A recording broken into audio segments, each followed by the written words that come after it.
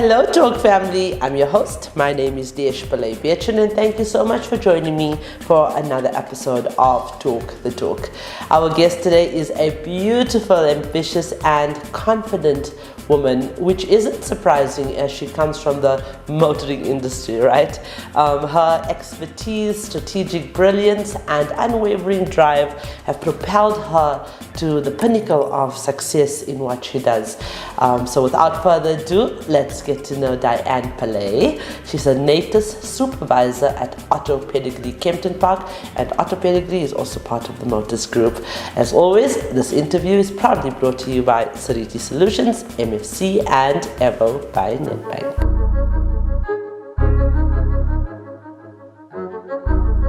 Hello, Ms. Diane Pillay. Hi, Dish. I love saying the surname, maybe because it's my surname, okay?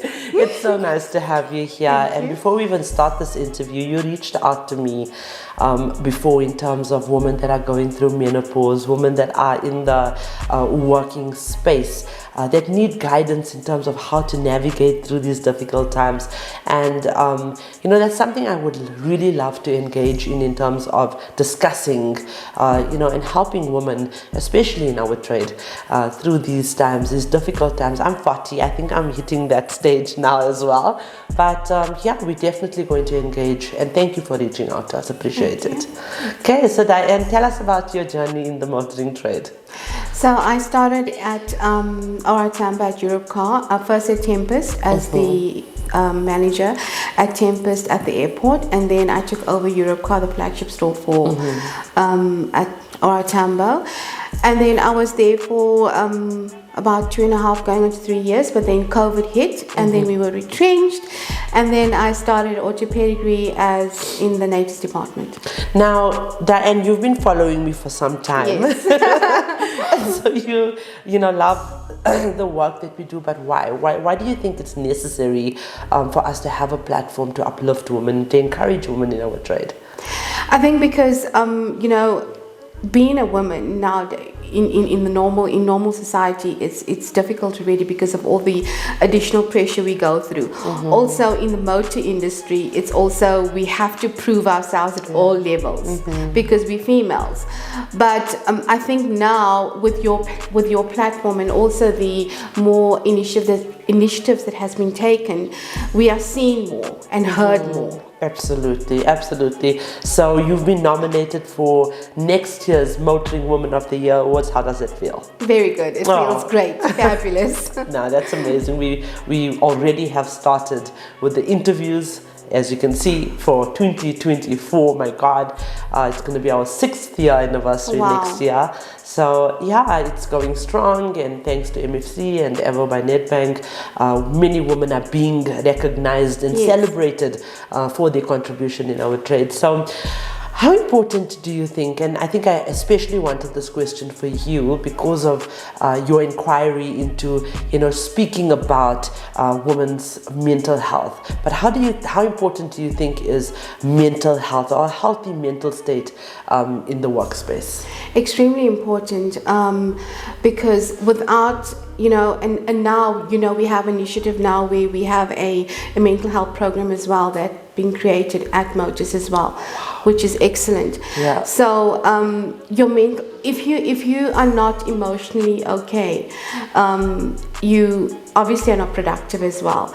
But mental health is extremely important because it's a daily thing. Yes. It's for people to understand that, and unfortunately we grew up in a society where mental health was never recognized. Yes, absolutely. And now it now has its own platform, so now it gets recognized, and you feel more comfortable talking about it. So it's extremely important in your daily, as you go about it, whether it's male or female, because it's not only a female thing, it's a both sex thing. Absolutely. So and now with also Motors encouraging that and having that program set up, it gives you a more comfortable and easy feeling to go about and say, I have a problem, and you can do so in confidence. Absolutely.